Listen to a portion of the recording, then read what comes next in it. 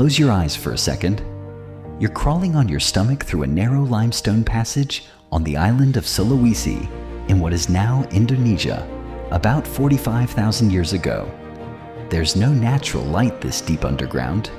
Whoever is with you carries a small torch or a stone lamp filled with animal fat. You reach a wider chamber.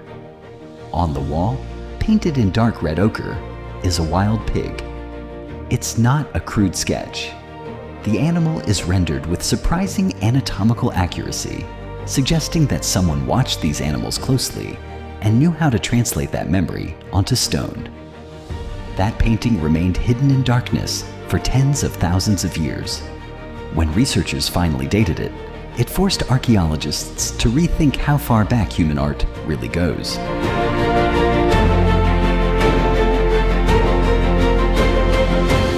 For most of the 20th century, people imagined the world's earliest cave paintings as Lascaux in France, with its famous horses, painted roughly 17,000 years ago. The problem: that picture was wrong. Over the last few decades, discoveries in Indonesia and Europe pushed cave art history further back. The Sulawesi pig, published in 2021, was dated using uranium series dating. Researchers measured the decay of tiny mineral deposits that naturally formed over the artwork after it was painted. The result? A minimum age of 45,500 years. A researcher named Maxime Aubert led much of this dating work.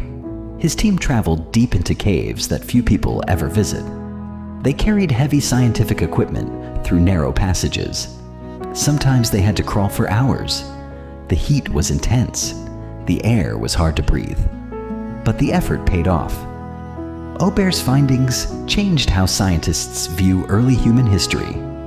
His work proved that art is much older than anyone expected. It also proved that careful science can rewrite the past. Every measurement mattered. At the time of its dating, it was the oldest known figurative animal painting on Earth. Not a handprint, not an abstract line. A recognizable animal deliberately painted deep inside a cave that was hard to reach even today. But the Sulawesi discovery wasn't an isolated case. Nearby, archaeologists found another panel showing a hunting scene. It includes therianthropes, figures with human bodies and animal-like features, interacting with wild buffalo. That scene has been dated to at least 43,900 years ago, possibly older.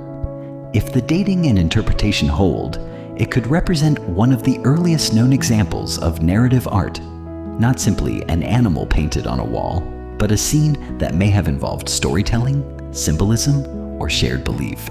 But then the story gets even stranger. Travel to Spain, to caves including La Pasiega, Maltravieso, and Ardales. Researchers used uranium series dating on red pigment markings, hand stencils, and geometric patterns. Some results came back at least 64,800 years old. And there's a crucial detail. Modern humans hadn't arrived in Europe yet. The dates point to Neanderthals.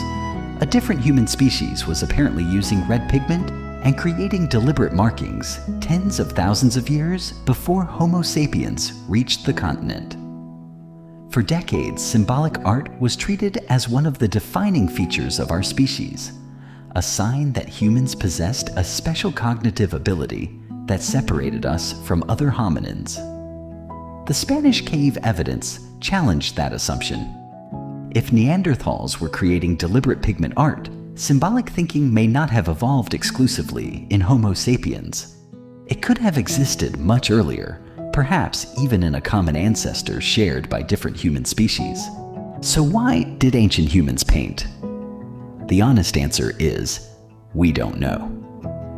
Researchers have proposed several possibilities. Some paintings are located deep inside caves, in chambers that required significant effort and risk to reach. That suggests ritual or ceremonial purposes rather than simple decoration. Other images show animals with what appear to be wounds or weapons, leading some researchers to propose a connection to hunting magic. The idea that depicting a successful hunt might somehow influence the real one.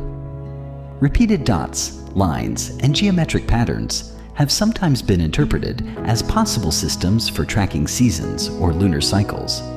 But those interpretations remain debated. Some researchers have even studied the artists themselves. Scientists analyzed hand stencils found on cave walls.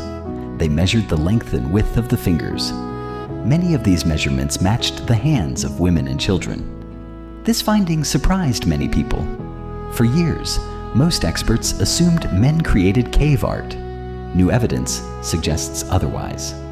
Whole families may have entered these caves together. Some children left their own handprints on the walls. Cave art may not have belonged only to specialists. It may have been a shared activity for the whole community. What is much harder to dispute is the effort involved. Ancient artists had to collect and prepare pigments, travel deep underground carrying their own source of light, work in cramped spaces, and sometimes paint on ceilings or high walls. They invested real time and energy into images that provided no obvious food or physical protection. Whatever the purpose was, it mattered enough to justify the effort. The reward may have been social, spiritual, symbolic, or simply cognitive, creating shared meaning within a group. Here's another clue that ancient painting was far more deliberate than we sometimes imagine. At Blombos Cave in South Africa, archaeologists found what appears to be an ochre processing kit dating to roughly 100,000 years ago. It included shells used as containers, grinding stones, and pigment residue. In other words, people weren't necessarily just picking up dirt and rubbing it onto a wall. They were processing materials through a multi-step process that required planning. The techniques could also be surprisingly sophisticated. At several cave art sites, researchers have found evidence that pigment was blown through hollow bone tubes to create hand stencils, essentially an ancient form of airbrushing. Artists sometimes used the cave's natural shape. A bulge could become a shoulder. A crack could become a spine. The surface became part of the image. Think about where these paintings were placed. Many sit deep underground in complete darkness. People weren't walking past them by accident. Reaching them meant carrying light into the cave and entering spaces that were often difficult or dangerous. This art may have been made for a different kind of audience. Not everyone. Not constantly. Specific people at specific moments for reasons we can only partly guess. Here's the biggest problem with asking for the first painting. We probably haven't found it. Modern dating only works when the artwork has survived in the right conditions, with the right minerals available for testing. Caves can collapse. They can flood. Rock surfaces can erode. Paintings on exposed rock faces can disappear after thousands of years. Every time researchers develop better techniques, the record can move further back. What we have isn't the beginning of painting. It's the oldest evidence we found, preserved, and dated. The true first painting may be sitting somewhere undiscovered, or it may have vanished completely. So, when did ancient humans draw the first painting? The oldest known figurative animal painting is a wild pig from an Indonesian cave, dating to roughly 45,500 years ago.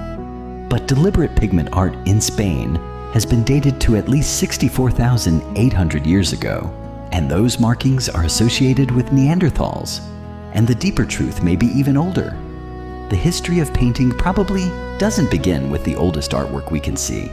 It begins somewhere behind it, in the lost, undiscovered, and possibly shared history of human imagination. And that means the first painting may not be a question we've answered.